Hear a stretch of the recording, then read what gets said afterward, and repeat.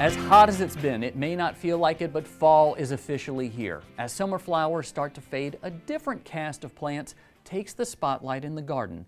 In this month's Blooming on the Bayou, TWILA's Kristen White shows us how to light up your landscape with the most vibrant colors of the season.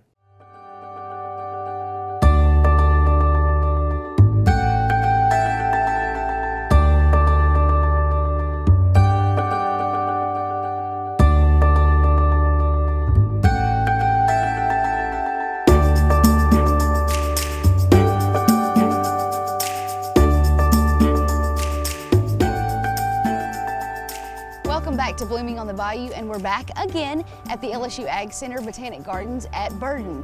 And this was such a wonderful place to shoot last month that we thought we would come back again, and they have a wonderful addition to all of this fall color. And even though it may not feel like it here since it's a humid 82 degrees in Baton Rouge, it is officially fall, and now is the great time to start adding fall color into your landscapes and flower beds. If you remember from last month, we told you about the wealth of experts here that can help you with any of your horticulture needs or questions.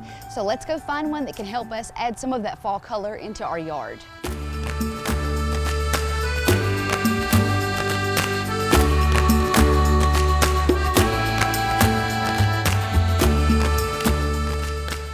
Joining me today is our special guest, Jeff Keeney, and you are the director for the Botanic Gardens here at Burden at the LSU Ag Center, correct? Yes, ma'am. And he's going to help us today with some different ways that we can incorporate the colors of fall into our landscaping. Yeah, so this time of year, the summer landscape plants are starting to wane, and it's time to start thinking about our fall and winter planting.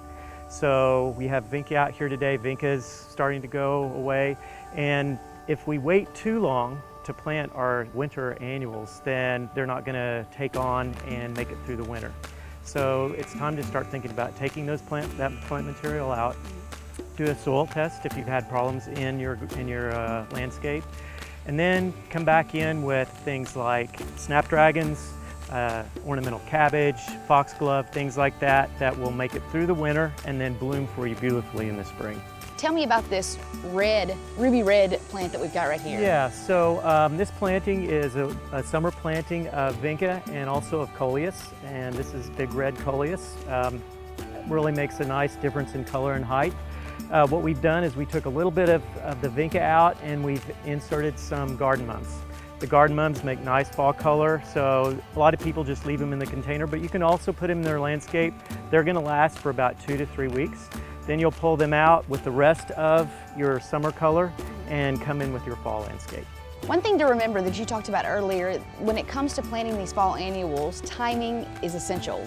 Why is that so important? Yeah, so what we want to do is we want to get those plants, those fall winter plant annuals established in the landscape before it gets too cold. That way they get some root development, they'll make it well through the winter, and then they'll make just a beautiful show in the spring. So what I usually try to go by is start planting your fall landscape by mid-October and try to be finished by the beginning of November. That gives you that 2 to 4 week period for them to get established before it gets cold. Then they'll set that flower bud. You're going to have green in your landscape probably December, January, but come February, March, then you're going to get that explosion of color.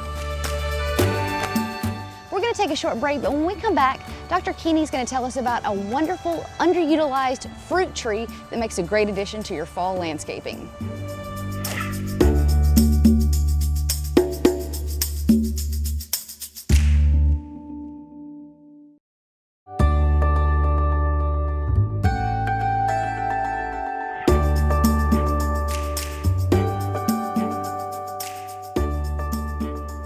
Now we're back after the break, and we are here at the fruit orchard at Burden, and you're going to tell us about something that I hate to admit I'm not very familiar with. I don't think that I've ever tasted, seen, touched, or know what a persimmon actually is. So yeah, so we're here in an orchard that has Japanese persimmon trees. The United States does have an 80 persimmon tree. It has much smaller fruit than this here. And it also has astringent fruit. Astringent fruit is what makes you pucker when you eat them if they're green. Okay. So our fruit is mainly for wildlife, not so much for human consumption. The Japanese have bred their persimmons for human consumption, so they're much larger.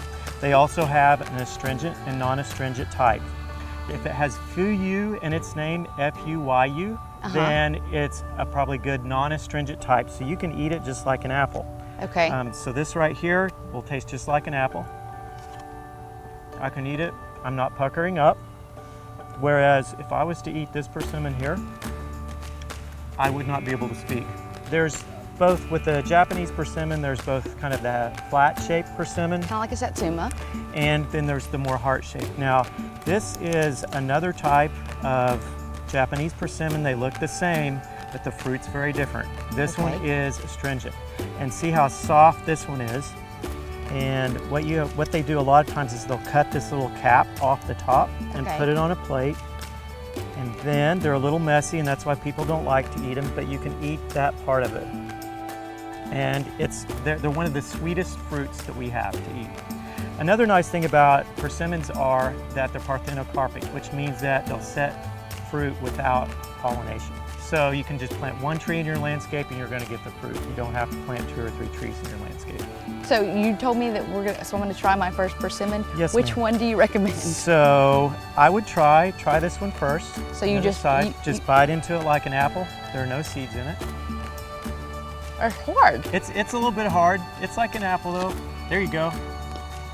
Crunchy, sweet. It just got a nice flavor. The texture of it is what I would assume biting into a raw sweet potato would feel like. Yeah, a lot of times people don't like the texture of the non-astringent, but what they really don't like the texture of many times is the astringent type. And you can see how kind of nasty You said this is sweet? This is very sweet, but it has that kind of slimy, as it looks, texture to it. Come on, try it. I feel like I need a palate cleanser. I get that. I mean, the flavor of it is okay, but if you're a texture person, that is a very strange. It's like an oyster. Yeah, it is almost. You're right. It's like eating an oyster. So, a raw oyster. You know, one of the things about it is the native persimmon's a really good wildlife food. So for deer and things, they love persimmons. And if you're in an area, in a rural area, and you do plant the Japanese persimmons, they're a deer food as well. And they can really destroy a tree like this. So they will crawl up and pull all the fruit down. So they're not a deer-friendly plant as far as a landscape plant goes. I believe that this is one of the very much underutilized fruit trees for your yard. In the fall, this time of year, the fruits start turning orange, and then along with that, the leaves start turning yellow, so they actually give you a little fall color too. I was about to say, it's a beautiful backdrop for fall. It is. And the other nice thing about it is they don't get huge. So these get about 12, 15 feet tall. So they're a good small fruit tree to have in your yard. And then they provide this nice fruit in the fall. And once the leaves fall off, a lot of times you're still left with the fruit on the tree. And so it just kind of has that added ornamental value to it. They say that you learn something new every day, and that's certainly true for today because I didn't know anything, nor had I ever tasted a persimmon before. Thank you so much for sharing all this with us. If you want to know more information, questions, comments about any of the topics that we talked about today, you can head on over to our website, twilatv.org, and we'll provide you a wealth of information about any of the topics that we talked about. Thank you so much, Dr. K, for joining us today. So we hope to see you again next time, blooming on the Bayou. That does it for this edition of TWILA. Be sure to join us next week when we'll show you what's shaking in Natchitoches for the Louisiana Farm Bureau Women's Leadership Fall Conference. Until then, you can watch all of our stories online at twilatv.org, and be sure to like us on Facebook, follow us on Twitter and Instagram. For all of us here at TWILA, thank you for joining us. We hope to see you again right here next week.